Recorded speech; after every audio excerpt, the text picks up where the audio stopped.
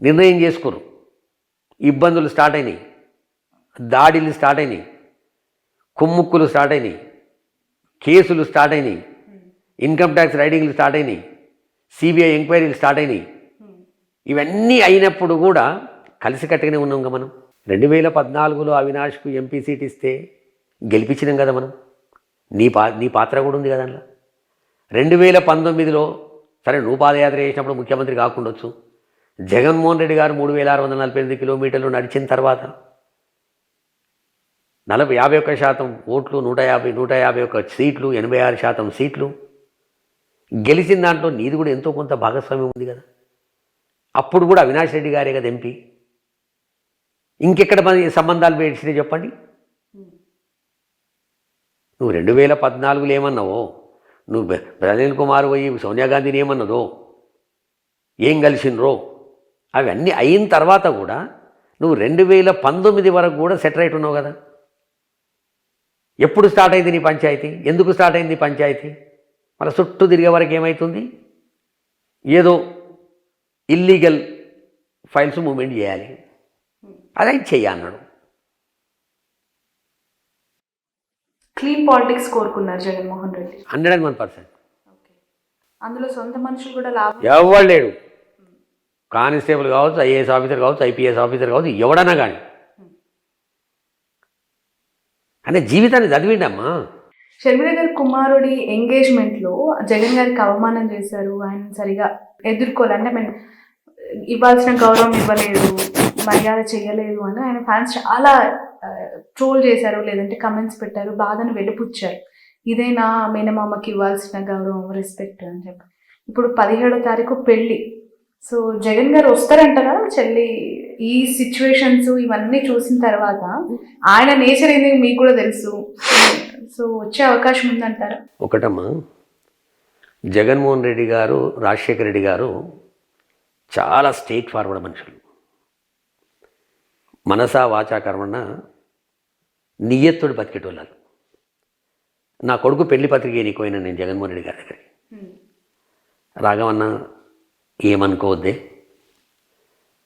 నేను అదే రోజు పెళ్లి రోజే వర్షకు బెంగళూరులో స్కూల్ ఫంక్షన్ ఉంది, నాకు చాలా ముఖ్యం, దానికంటే ముందుంటుంది చూడు రాఘవన్న, అది పెళ్లి కొడుకు ఏదో చేస్తారు చూడు, దానికి నేను వస్తా. సరే అని చెప్పాను. వైవి సుబ్బారెడ్డి గారి ఇంట్లో నా పెద్ద కొడుకుది పెళ్లి కొడుకు చేస్తే విజయమ్మ గారు, జగన్ గారు వచ్చి ఒక 4 గంటల నుండి లంచ్ చేసిపోయాడు. ఆయన మానవతావాది. ఆయన రాజశేఖర్ రెడ్డి గారు నాదో గృహప్రవేశం ఉండే 10 రోజుల ముందు చెప్పిన విజయమ్మ గారికి, రాజశేఖర్ అన్నకు, షర్మిలమ్మకు, జగన్ గారికి, డాక్టర్ కేవీపీ రామచంద్రరావు గారికి, ఆయన భార్యకు బట్టల కాడికి వెళ్ళి తీసుకొచ్చినది. ఆ రోజు రాజశేఖర్ అన్నకు వారెంట్ ఇష్యూ అయింది, నాన్ బెయిలబుల్ వారెంట్ ఇష్యూ అయింది ఒక రాజకీయ కేసులో కడపల. రాఘవా నేను పోతున్నా, నువ్వు ప్రోగ్రామ్ పోస్ట్ పోన్ చేసుకోకు, ఒక 1 వీక్ లోపల నీ ఇంటికి వస్తా అన్నాడు. వచ్చి ఒక 8 గంటలు మా ఇంట్లో జగన్ గారితో సహా. వాళ్ళు గటువంటోళ్ళు. గౌరవం ఎక్కడుంటుందో, ప్రేమలు ఎక్కడుంటాయో, ఆప్యాయతలు ఎక్కడుంటాయో అక్కడికి వస్తారు. ఈడ రక్త సంబంధం. తండ్రి లేకున్నా మేనమామ ఉండాలంటాడు. పిల్లల మనసులను చెదరగొట్టేటోడు కాదు. మొన్న అవకాశం ఉంది వచ్చేటు, గౌరవించిరా గౌరవియలేదా, టీవీలు చూసినాయి, ఛానళ్ళు చూసినాయి, యావత్తు ప్రపంచం చూసింది. నువ్వేంది, నీ యాటిట్యూడ్ ఏంది, నీ బిహేవియర్ ఏంది, నీ పద్ధతి ఏంది, చిన్నతనమా పెద్దతనమా? జగన్మోహన్ రెడ్డి గారు ఒక రాష్ట్రానికి ముఖ్యమంత్రి. భారతదేశ చరిత్రనే తండ్రి చనిపోతే కొడుకు పార్టీ పెట్టి ముఖ్యమంత్రి అయినటువంటి దాఖలాలు ప్రపంచంలో ఎక్కడ లేవు. అటువంటి నాయకుడు ఆయన. మీరు గౌరవించినా, నువ్వు గౌరవించినా, ఎవరు గౌరవించినా పెద్ద ఫరక పడదు, గౌరవించకుండా పెద్ద ఫరక పడదు ఆయన. కనుక రేపు పొద్దున పెళ్ళికి కూడా అవకాశం ఉంటే వస్తాడు, అవకాశం లేకపోతే పెళ్ళైన తర్వాత ఆశీర్వదిస్తాడు. మేనమామ. మనము ఒక భార్యను అంత అవమానాల మధ్య రావాల్సిన అవసరం ఏంటి అని ఆయనకు సంబంధించిన వ్యక్తులు ప్రశ్నిస్తే అది కుటుంబానికి సంబంధించింది. ఇప్పుడు ఒకటి ఎట్లుంటుందమ్మా, మనం ఒక భార్యను చేసుకోవాలి, పెళ్లి చేసుకోవాలనుకుంటే ఒక అమ్మాయిని మన ఇష్టం వచ్చిన అమ్మాయిని చూస్తాం. 10 సంబంధాలు చూస్తాం, 15 సంబంధాలు చూస్తాం. అందులో ఎవరినో ఒకరిని ఏరికోరి చేసుకుంటాం. ఒక ఇద్దరు ముగ్గురు స్నేహితులను చేసుకోవాలంటే మనస్తత్వం చూస్తాం, బాగాలేకపోతే ఇంకో స్నేహితుని చేసుకుంటాం. కానీ ఒక తల్లి కడుపుల పుట్టడం అనేది నువ్వునే నిర్ణయం చేసేది కాదు, అది భగవంతుడు నిర్ణయం చేస్తాడు. అటువంటి ఒక తల్లి కడుపులో పుట్టిన వాళ్ళము అని ఆలోచన చేస్తాడు ఆయన.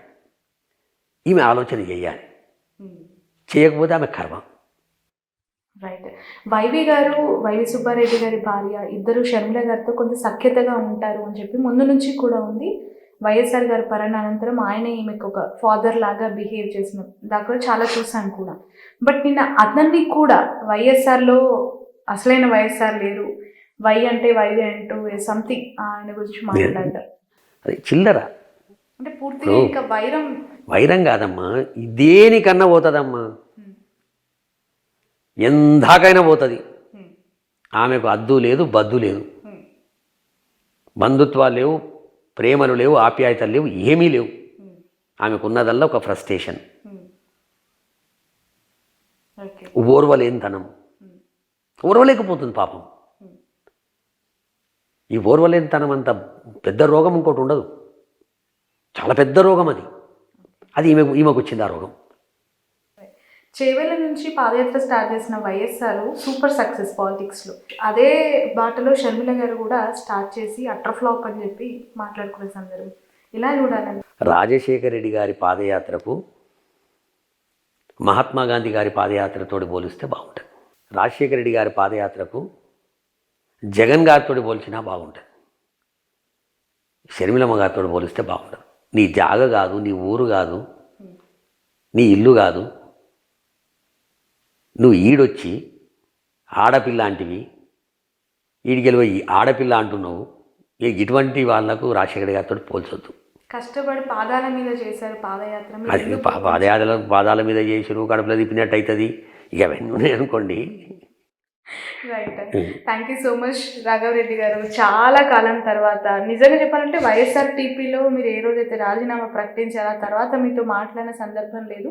బట్ చాలా కన్ఫ్యూజన్ పాలిటిక్స్ ఏపీలో ప్రస్తుతం ఉన్నాయి. ఒకే కుటుంబం నుంచి వచ్చిన ఇద్దరు వ్యక్తులు మధ్య జరుగుతున్న ఈ ఇష్యూస్, ఒకవైపు ప్రత్యర్థి పార్టీలు చాలా బలంగా పుంజుకుంటున్నాయనే వార్తలు, మరోవైపు ఏపీ ప్రజలకి కొన్ని క్లారిటీస్ ఇవ్వాల్సిన అవసరం ఉందేమో అని చెప్పి మీ టైం అడిగాను. ఇచ్చినందుకు థ్యాంక్ యూ సో మచ్. చాలా విషయాలు చెప్పినందుకు థ్యాంక్ యూ. సో ఇది ముందు నుంచి అంటే 3 generations వైఎస్ ఫ్యామిలీతో 3 generations ట్రావెల్ చేసిన వ్యక్తి కొండా రాఘవరెడ్డి గారు. చాలా సుదీర్ఘమైన అనుభవాన్ని ఆయన మనతో షేర్ చేసుకున్నారు. రాజారెడ్డి గారు, వైఎస్ఆర్ గారు, ఇప్పుడు ఆయన వారసు షర్మిల, జగన్మోహన్ రెడ్డి. చాలా డీటెయిల్డ్ ఇంటర్వ్యూ అనుకుంటున్నాను ఇది. Thanks lot for watching. Stay tuned. ఇప్పుడు ఆపరేషన్ లేకుండానే మోకాళ్లకు ప్లాస్మా ట్రీట్మెంట్. మీ ఆర్థోపెడిక్ సమస్యలన్నిటికీ రోబోటిక్ టెక్నాలజీ ద్వారా తక్కువ ఖర్చుతో శాశ్వత పరిష్కారం. Free consultation. ప్రతి ట్రీట్మెంట్ పై 20% డిస్కౌంట్. ఈ ఆఫర్ కొద్ది రోజులు మాత్రమే. త్వరపడండి. V9 hospitals 9281465842.